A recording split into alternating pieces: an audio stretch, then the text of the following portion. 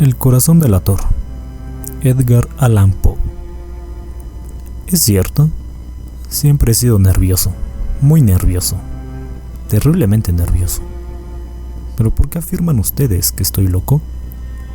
La enfermedad había agudizado mis sentidos, en vez de destruirlos o embotarlos, y mi oído era el más agudo de todos.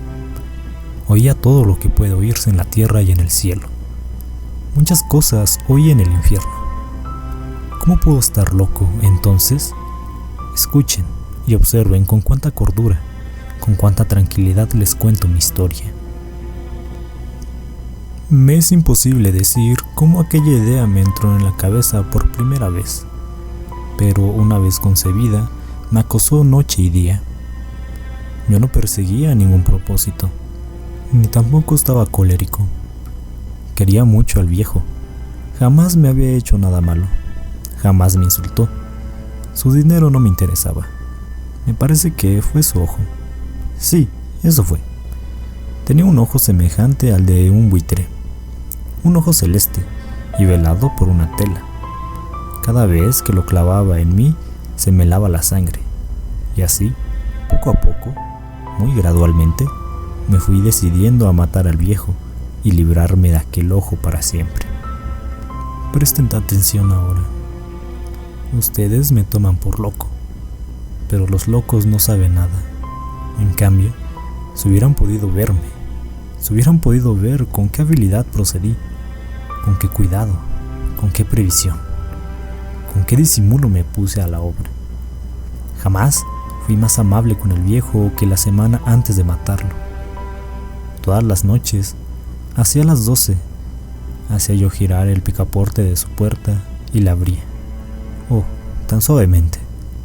Y entonces, cuando la cobertura era lo bastante grande para pasar la cabeza, levantaba una linterna sorda, cerrada, completamente cerrada, de manera que no se viera ninguna luz, y tras ella pasaba la cabeza.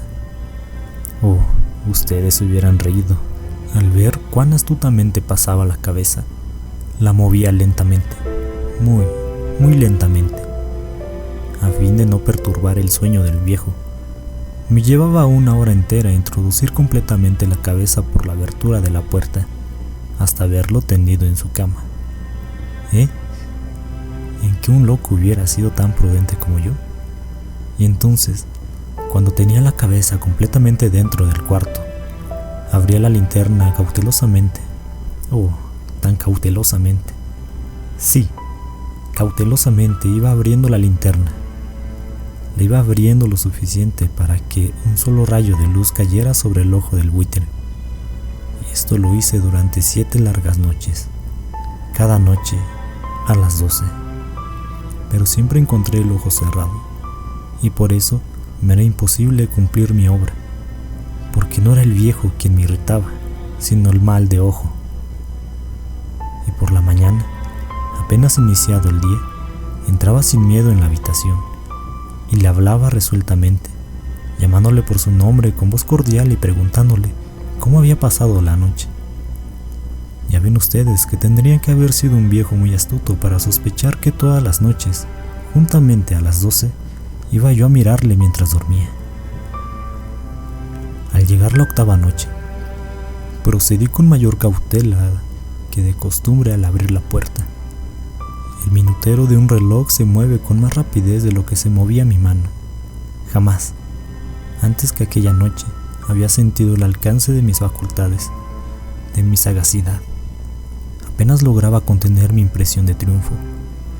Pensar que estaba ahí, abriendo poco a poco la puerta, y que él ni siquiera soñaba con mis secretas intenciones o pensamientos. Me reí entre dientes ante esta idea, y quizá me oyó, porque le sentí moverse repentinamente en la cama, como si se sobresaltara. Ustedes pensarán que me eché hacia atrás, pero no. Su cuarto estaba tan negro como la brea, ya que el viejo cerraba completamente las persianas por miedo a los ladrones. Yo no sabía lo que era imposible distinguir la abertura de la puerta, y seguí empujando suavemente. Había ya pasado la cabeza y me disponía a abrir la linterna, cuando mi pulgar resbaló en el cierre metálico y el viejo se enderezó en el lecho gritando: ¿Quién está ahí? Permanecí inmóvil sin decir palabra. Durante una hora entera no moví un solo músculo, y en todo ese tiempo no oí que volviera a tenderse en la cama. Seguía sentado, escuchando, tal como yo lo habría hecho, noche tras noche, mientras escuchaba en la pared los taladros cuyo sonido anunciaban la muerte. Oí de pronto un leve quejido, y supe que era el quejido que nace del terror. No expresaba dolor o pena, no. Era el ahogado sonido que brota del fondo del alma cuando el espanto lo sobrecoge. Bien conocía yo ese sonido. Muchas noches, justamente a las 12, cuando el mundo entero dormía, surgió de mi pecho, ahondando con su espantoso eco los terrores que me enloquecían. Repito que no lo conocía bien. Comprendí lo que estaba sintiendo el viejo y le tuve lástima. Aunque me reía en el fondo de mi corazón, comprendí que había estado despierto desde el primer leve ruido cuando se movía de la cama. Había tratado de decirse que aquel ruido no era nada, pero sin conseguirlo, pensaba: no es más que el viento en la chimenea, o un grillo que chirrió en una sola vez. Sí, había tratado de darse ánimos con esas suposiciones, pero todo era en vano. Todo era en vano, porque la muerte se había aproximado a él, deslizándose furtiva, y envolvía a su víctima, y la fúnebre influencia de aquella sombra imperceptible era la que movía a sentir, aunque no podía verla ni oírla, a sentir la presencia de mi cabeza dentro de la habitación. Después de haber esperado largo tiempo, con toda paciencia, sin oír que volviera a acostarse, resolví abrir una pequeñísima ranura en la linterna. Así lo hice. No pueden imaginarse ustedes con qué cuidado, con qué inmenso cuidado, hasta que un fino rayo de luz, semejante al hilo de una araña, brotó de la ranura y cayó de lleno sobre el ojo de buitre. Estaba abierto de par en par, y yo empecé a enfurecerme mientras le miraba. Le vi con toda claridad, de un azul apagado, y con aquella horrible tela que me helaba hasta el tuétano. No podía ver nada de la cara o del cuerpo del viejo, pues, como movido por un instinto, había orientado el haz de luz exactamente hacia el punto maldito. ¿No les he dicho ya que lo que toman erradamente por locura es solo una excesiva agudeza de los sentidos? En aquel momento llegó a mis oídos un resonar apagado y presuroso, como el que podría ser un reloj envuelto en algodón. Aquel sonido también me era familiar. Era el latir del corazón del viejo.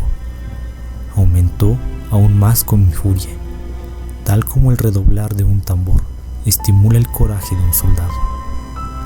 Pero incluso entonces me contuve y seguí callado, apenas si respiraba.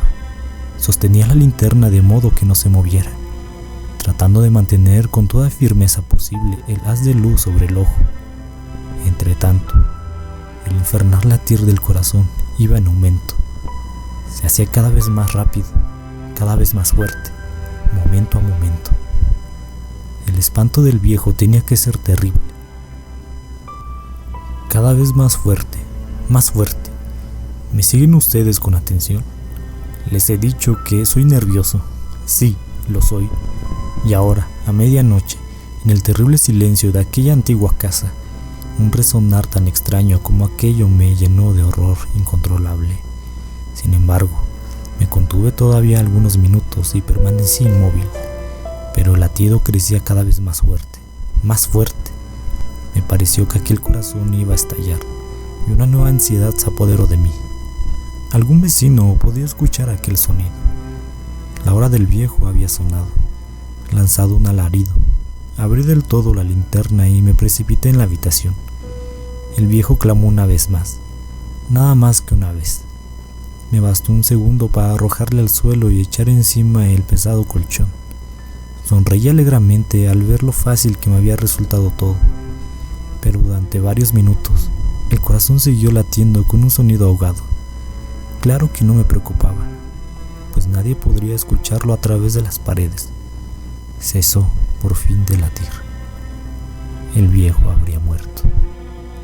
Levanté el colchón y examiné el cadáver. Sí, estaba muerto, completamente muerto. Apoyé la mano sobre el corazón y la mantuve así largo tiempo. No se sentía el menor latido. El viejo estaba bien muerto. Su ojo no volvería a molestarme. Si ustedes continúan tomándome por loco, dejarán de hacerlo cuando les describa las astutas precauciones que adopté para esconder el cadáver. La noche avanzaba mientras yo cumplía mi trabajo con rapidez, pero en silencio. Ante todo descuarticé el cadáver. Le corté la cabeza, brazos y piernas. Levanté luego 3 planchas del piso de la habitación y escondí los restos en el hueco. Volví a colocar los tablones con tanta habilidad que ningún ojo humano, ni siquiera el suyo, hubiera podido advertir la menor diferencia. No había nada que lavar, ninguna mancha, ningún rastro de sangre. Yo era demasiado precavido para eso. Una cuba había recogido todo. Cuando hube terminado mi tarea, eran las 4 de la madrugada, pero seguía tan oscuro como a medianoche. En momentos en que se oían las campanadas de la hora, golpearon a la puerta de la calle. Acudí a abrir con toda tranquilidad, pues, ¿qué podía temer ahora? Hallé a 3 caballeros que se presentaron muy civilmente como oficiales de policía. Durante la noche, un vecino había escuchado un alarido, por lo cual se sospechaba la posibilidad de algún atentado. Al recibir este informe en el puesto de policía, habían comisionado a los 3 agentes para que registraran el lugar. Sonreí, pues, ¿qué tenía que temer?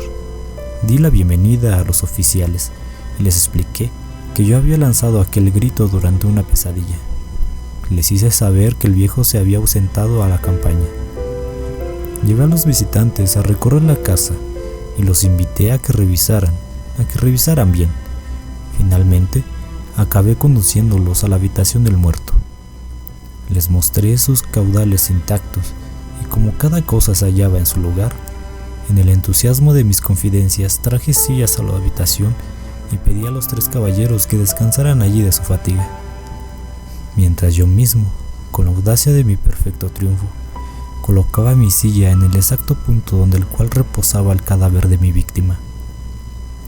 Los oficiales se sentían satisfechos, mis modales los habían convencido. Por mi parte, me hallaba perfectamente cómodo. Sentáronse y hablaron de cosas comunes, mientras yo les contestaba con animación, mas al cabo de un rato, empecé a notar que me ponía pálido y deseé que se marcharan. Me dolía la cabeza y creía percibir un zumbido en los oídos, pero los policías continuaban sentados y charlando. El zumbido se hizo más intenso, seguía resonando y era cada vez más intenso. Hablé en voz muy alta para librarme de esa sensación, pero continuaba lo mismo y se iba haciendo cada vez más clara, hasta que al fin me di cuenta de que aquel sonido no se producía dentro de mis oídos. Sin duda, debí de ponerme muy pálido, pero seguía hablando con creciente soltura y levantando mucho la voz. Empero, el sonido aumentaba. ¿Y qué podía hacer yo? Era un resonar apagado y presuroso, un sonido como el que podría ser un reloj envuelto en algodón. Yo jadeaba, tratando de recobrar el aliento, y sin embargo, los policías no habían oído nada. Hablé con mayor rapidez, con vehemencia, pero el sonido crecía continuamente. Me puse en pie y discutí sobre insignificancias en voz muy alta y con violentas gesticulaciones, pero el sonido crecía continuamente. ¿Por qué no se iban? Anduve de un lado a otro, a grandes pasos, como si las observaciones de aquellos hombres me enfurecieran. Pero el sonido crecía continuamente. Oh Dios, ¿qué podía hacer yo? Lancé espumarajos de rabia, maldije, oré. Balanceando la silla sobre la cual me había sentado, raspé con ella las tablas del piso, pero el sonido sobrepujaba a todos los otros y crecía sin cesar. más alto, más alto, más alto. Y entre tanto los hombres seguían charlando plácidamente y sonriendo. ¿Era posible que no oyeran? ¡Santo Dios! No, no. Claro que oían y que sospechaban. Sabían y se estaban burlando de mi horror. Sí, así lo pensé y así lo pienso hoy. Pero cualquier cosa era preferible a aquella agonía. Cualquier cosa sería más tolerable que aquel escarnio. No podía soportar más tiempo sus sonrisas hipócritas. Sentí que tenía que gritar o morir, y entonces, otra vez, escuchen, más fuerte, más fuerte, más fuerte. Basta ya de fingir, malvados, aullé. Confieso que lo maté. Levanten esos tablones. Ahí, ahí, donde está latiendo su horrible corazón.